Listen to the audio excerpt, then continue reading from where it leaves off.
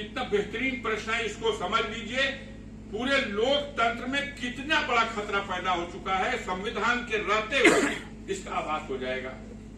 देश के 3 स्तंभ जिस पर लोकतंत्र टिका हुआ है, उसमें से एक स्तंभ है न्यायपालिका। और न्यायपालिका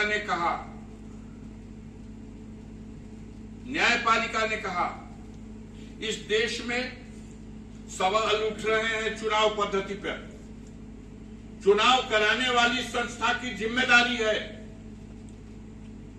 कि नागरिकों का विश्वास बना रहे इस सिस्टम पर। तो जो संस्था चुनाव कराएगी, उस संस्था में जो सर्वोच्च पदों पर बैठने वाले लोग हैं, उनके चुनाव को निष्पक्ष और निश्चित रूप से पारदर्शी और ऐसे रास्ते से होना चाहिए जिस पर दुनिया भरोसा करे। उन्होंने सुझाव दिया, उन्होंने रास्ता बताया, उन्होंने आदेश पारित कर दिया। क्या आदेश पारित किया? आदेश पारित किया कि भारत निर्वाचन आयोग 3 सदस्यों पर आधारित है।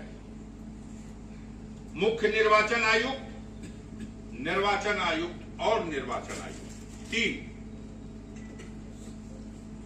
सर्वोच्च न्यायालय ने एक फैसला दिया, सर्वोच्च न्यायालय ने, चीफ जस्टिस ऑफ इंडिया ने, ये 3 सदस्य जो पूरे देश के चुनाव का प्रबंध देख रहे हैं, इन 3 सदस्यों का चुनाव एक देश का प्रधानमंत्री, एक देश के प्रतिपक्ष का नेता और एक देश के सर्वोच्च न्यायालय का मुख्य न्यायाधीश, ये 3 बैठ करके देश के जितने भी आईएएस अधिकारी हैं, उसके समकक्ष अधिकारी हैं, उनमें से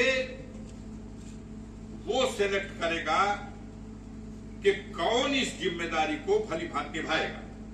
इस फैसले में क्या खोट था बताओ? लेकिन हमें मंजूर नहीं, हमें मंजूर नहीं। हमने सर्वोच्च न्यायालय के उस आदेश को खंडित करने के लिए सदन बुला लिया।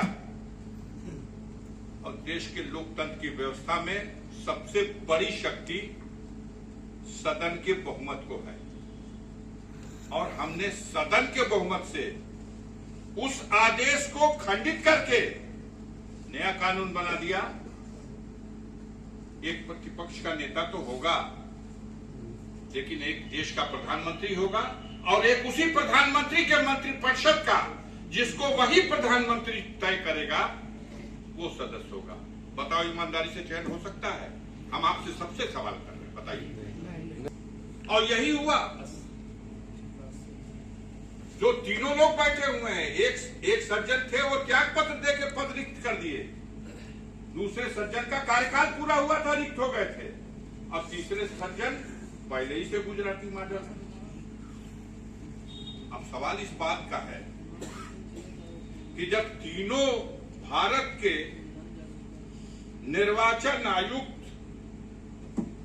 लोकतंत्र की व्यवस्था की लगाम पकड़ने वाले, उनकी जो नियुक्ति होगी उसमें अगर किसी तरह का चालाकी हो गई है तो क्या उम्मीद है बताइए? सदन में तो जिसका बहुमत है उसकी नीयत में खोट है, रास्ता क्या बचता है?